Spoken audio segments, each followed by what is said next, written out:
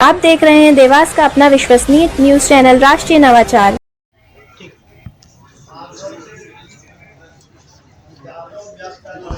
हरकिशोर अनिल बाबूला आंबेनगर।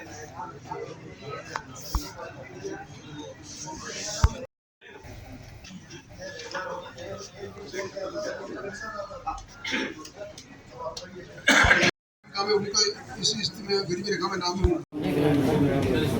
सिर्फ नगर निगम के लिए करता हूँ।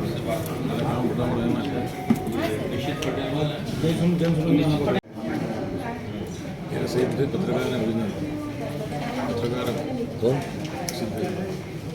तुम्हें ये बोला सौरभ भाई को नूतन स्कूल में कार्यक्रम था और बच्चों के बीच में से थोड़ा सा आप जानते हैं 15-20 मिनट लेट हो गया, उसके लिए माफी। क्या मामला है आपका? सर ये दिक्कत आ रही हमें, हमारा new Dewas C sector 12 number plot है, उसमें थोड़ा सा लाइन जो नर्मदा लाइन है वो हमारे प्लाट में आ रही। अच्छा, तो उसको हटवाने का लिए आवेदन दिए। पहले भी आपने आवेदन किया था कि नगर निगम में? सर अभी 16 तारीख को नगर निगम में दिया था, अभी मालूम पड़ा, हम नए मकान बना रहे हैं तो अभी पता चला। ये प्लाट कहाँ पे और कितना बड़ा प्लाट है? ये 40 बाई 60 का है। कहाँ पे है ये new Dewas sector C 12 number plot. क्या मांगे आपकी, क्या चाहते हैं आप? कि सर हम कुछ मांग तो यही है कि नर्मदा लाइन हटा दी जाए। आपको ऐसा लग रहा है कहीं ना कहीं आपने प्लाट लिया उस समय आपको नहीं मालूम पड़ा कि नर्मदा की लाइन गई थी? नहीं पता सर। भविष्य में अगर पाइपलाइन फूटती और आपका मकान बन जाता तो फिर तो बड़ी घटना हो सकती है। हाँ हो तो सकते थे, इसलिए हम अवगत पहले से ही करवा देते सर। क्या आश्वासन, अगर नहीं हटे तो क्या करेंगे आप? सर वो वापस से आवेदन देंगे, रिक्वेस्ट करेंगे। और उसके पहले मकान नहीं बनाएंगे जब तक नहीं हटेगी? नहीं सर, मकान का काम तो चालू ही कर दिया, हमें अभी पता चला है तो करना भी है। अभी उधर नहीं करा। महापौर जी ने क्या कहा आपसे? उन्होंने बोला कि जल्दी करवा देंगे हम हटाने का। जी, आपका नाम? शारदा रावत। किस समस्या के लिए आपने आवेदन दिया था? मेरे संपत्ति कर इसमें ज़्यादा आ रही थी, जो 4 साल की, जो हम नहीं भर पा रहे थे, तो उसका निराकरण जो था तुरंत हो गया सर के द्वारा। अभी हाथों हाथ हो गया। क्या नाम है आपका? प्रेम नारायण यादव। कहाँ से आए आप? न्यू मुखर्जी नगर देवास। और मैं धन्यवाद देना चाहता नगर पालिका और इस जन सुनवाई को। पहले आज प्रमाण पत्र भी बांटे क्या करेंगे? भैया देवास में जब से नगर निगम परिषद बनी है, हम बड़े विकास कार्य तो हमारे देवास के लोग विधायक राजमाता साहब के नेतृत्व में लगातार हम कर रहे हैं, लेकिन इसके साथ ही हम ऐसे नवाचार शुरू कर रहे हैं जिससे हमारे देवास के नागरिक बंधुओं को कम से कम परेशानी हो, कम से कम असुविधा हो, और नगर निगम के माध्यम से जो देवास की जनता की अपेक्षा है वो उनको सुलभता के साथ उनके काम हो जाए।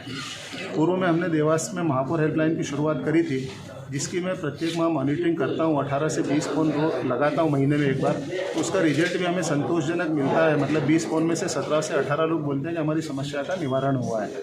उसके बाद में देखने को मिला कि हमारा देवास नगर निगम का कार्यालय बहुत बड़ा है, अलग अलग विभाग है, अलग अलग कर्मचारी अधिकारियों की ड्यूटी होती है, और मैंने यहाँ पिछले 4-5 महीने में महसूस किया कि यहाँ आने वाले नागरिक कार्यालय को ढूंढने के लिए अलग अलग कमरों में भटकते हैं, परेशान होते हैं। कई शासकीय मीटिंग होती है, कई सारे काम होते हैं तो अधिकारी सीट पे नहीं मिलते हैं, कई बार बाबू छुट्टी पे होते हैं, और उन सब परेशानियों को लेकर नागरिक बंधुओं को एक काम के लिए 2 से 4-6 चक्कर लगाना पड़ते थे। उस समस्या को देखते हुए हमने एक महापौर जनसुनवाई की शुरुआत पिछले बुधवार से करी है, और पिछले बुधवार भी पहली जनसुनवाई में हमारे देवास के नागरिक बंधुओं ने 14 आवेदन हमें दिए थे। उनका हमने अधिकारियों को निर्देश दिए थे कि अगली जनसुनवाई तक जो आवेदन आए हैं उनकी मुझे पूरी अपडेट चाहिए कि इसका निराकरण हुआ, कौन सा किस स्थिति में है, वो भी हमने करा है। और 3 आवेदन हमें पिछली जनसुनवाई में मिले थे जो नगर निगम के नहीं होकर, एक कलेक्ट्रेट का था, एक महिला बाल विकास का था, ऐसे आदर्श विभाग के थे।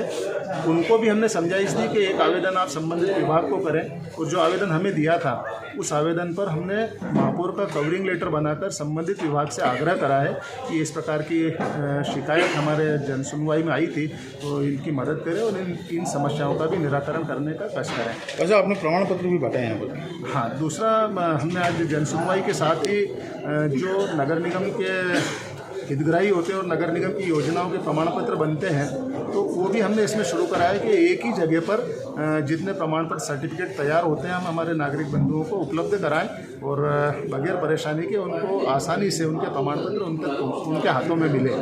भाई साहब मत्स्य पालन का भी आपने शुरुआत की है? भैया अभी शुरुआत नहीं करी है, वो योजना हमने बनाई है, मैंने कमिश्नर साहब को निर्देशित करा है और उन्होंने इसके लिए हमारे डिप्टी कमिश्नर लोकेन सिंह जी को अधिकृत करा है। हम पूरा होमवर्क कर रहे हैं, क्योंकि वो कोरियर से भेजना है। तो हमने आज देवास में जितनी भी कोरियर कंपनियां संचालित हो रही है उन सबको पत्र दे के उनकी एक मीटिंग बुला रहे हैं, क्योंकि नगर निगम का हित भी हमें देखना है। कम से कम खर्च में जो कोरियर एजेंसी काम करेगी उस एजेंसी को हम काम देंगे। और बहुत अच्छी और अनूठी पहल है, पूरे मध्य प्रदेश में देवास नगर निगम इकलौती है जो ये योजना शुरू करने जा रही है। भाई साहब आज जो है जैन समाज ने भी एक जन सुनवाई में आवेदन दिया है, क्या कुछ रहा था? नहीं, उन्होंने आवेदन नहीं दिया है। जैन समाज ने एक बहुत अच्छी पहल की शुरुआत करी है। अभी हमने पूर्व में देवास में सौदागृह जो गैस आधारित होगा उसकी शुरुआत हुई है और जैन समाज ने उस पहल को स्वीकार करते हुए, क्योंकि जैन समाज जीव दया में विश्वास रखता है, लकड़ी कंडों से अंत्येष्टि होती है तो उसमें कई सारे जीवों के भी लकड़ी कंडे के कारण वो जलते हैं। तो उन्होंने निर्णय कराया कि देवास नगर निगम ने जो पहल करी है, गैस सौदागृह की शुरुआत करी है, तो जैन समाज उसको उन्होंने निर्णय को सराहा है और अपने समाज में निर्णय करा है कि हम सब लोग, यदि हमारे समाज में किसी परिजन की मृत्यु होती है तो हम गैस सौदागृह के अंदर ही उनकी अंत्येष्टि करेंगे। और आज उन्होंने पत्र दिया है, मैंने उनको धन्यवाद दिया है और मैं हमारे PRO के माध्यम से आप सब तक एक समाचार पत्र के लिए विज्ञप्ति जारी होगी, उसमें भी मैं अन्य समाजों से भी आग्रह करूँगा, क्योंकि उससे पर्यावरण भी सुधरेगा और लकड़ी की जो कटाई होती है उससे भी हम बचेंगे। तो अन्य समाजों से भी आग्रह करेंगे।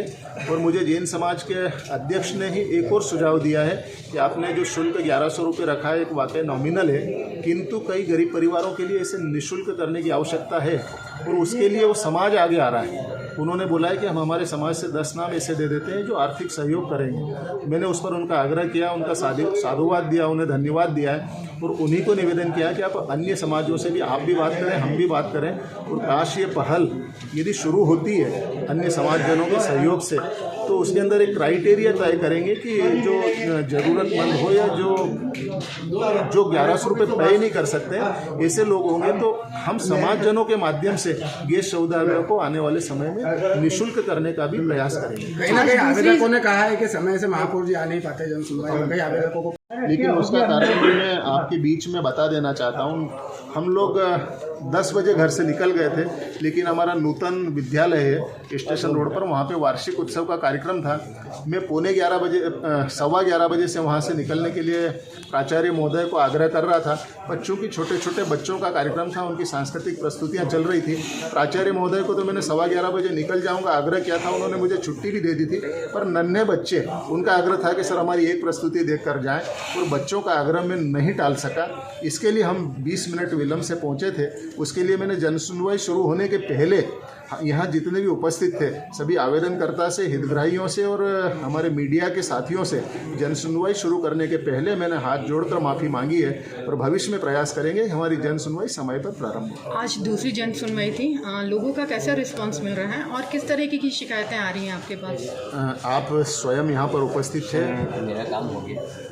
आप स्वयं यहाँ पर उपस्थित थे और आपने देखा है कि हमारे देवास की जनता का जनसुनवाई के प्रति रुझान बढ़ा है और रुझान ही नहीं, विश्वास बढ़ा है। क्योंकि महापौर हेल्पलाइन के अंदर वो कंप्लेंट करते हैं तो 20 में से 17 से 18 लोगों की कंप्लेंट का निवारण होता है।